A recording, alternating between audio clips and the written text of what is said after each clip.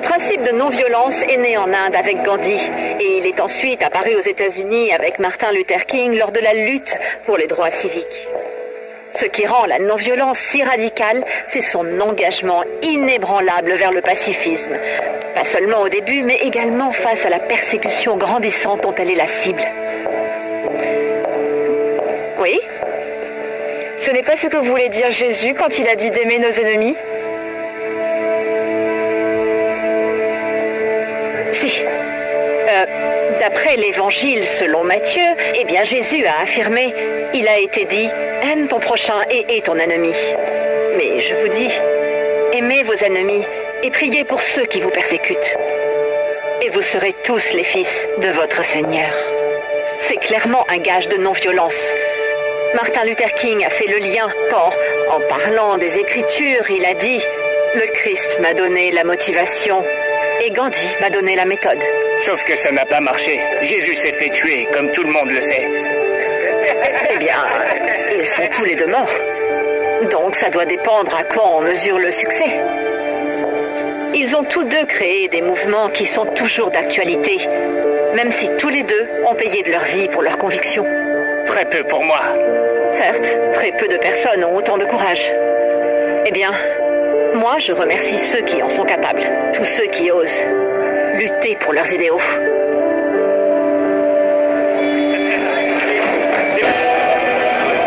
Est-ce que vous m'entendez ? La loi d'État avait mandaté un médecin légiste pour confirmer ma mort, avant que mon corps ne soit extrait de l'épave. Il n'avait pas besoin de se presser parce que j'étais mort. Je n'ai pas de pouls.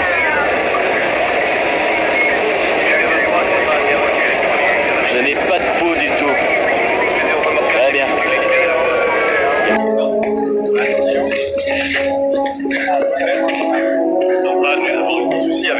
Monsieur l'agent, Dick Henrecker, je suis pasteur.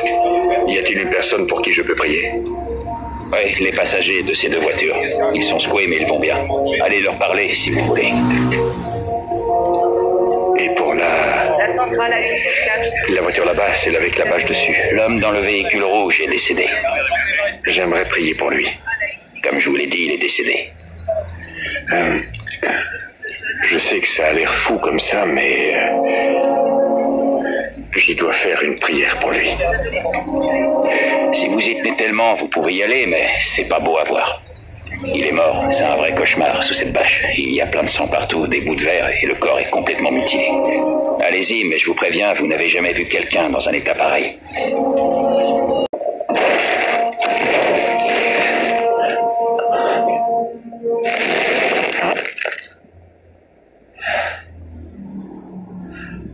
Tout ce que je sais, c'est que Dieu m'a dit de prier pour vous.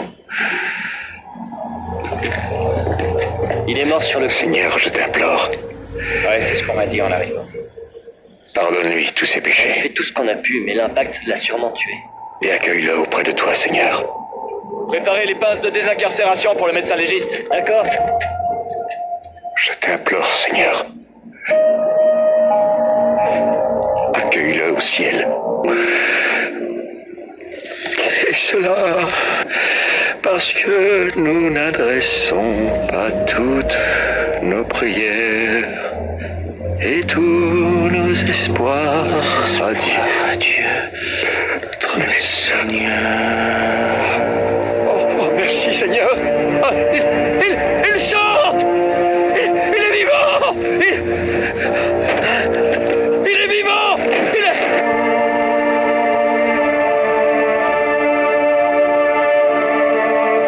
Le paradis n'est-il qu'une espérance?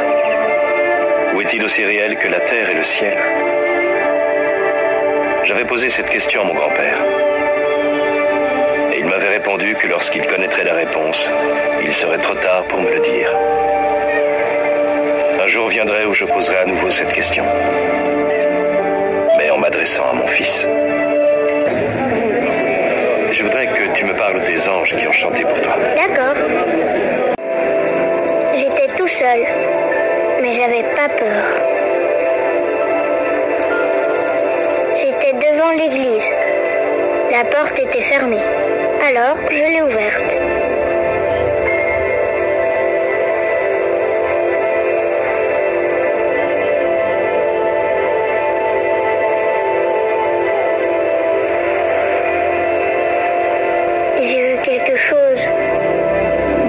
magnifique.